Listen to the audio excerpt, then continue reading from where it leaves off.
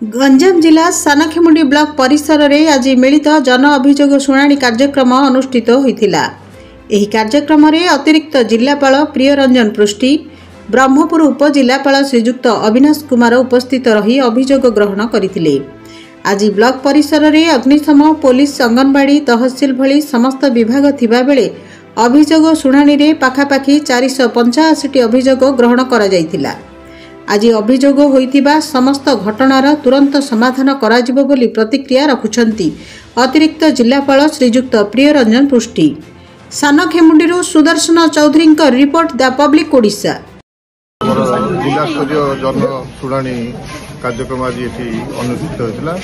पाखापाखि 450 आम ग्रीभांस आम पाइचु, जो आम 15टी खंड आम ग्रीभांस था कम्युनिटी रिलेटेड, आउ सब ग्रीभांस व्यक्तिगत, जो ग्रीभांस गुड़िक जो अधिकारी पाखु जाकि समाधान हवा कथा से पठाई। आठी 4 जन को आम रेड क्रॉस रु आर्थिक साहाय्य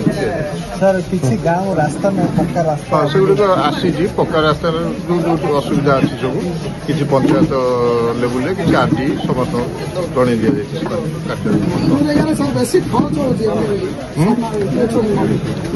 जदि आपण मानकु आम वीडियो भल लगी थाए ताहले आम चैनल को लाइक, शेयर और सब्सक्राइब करने को भूलिबेनि।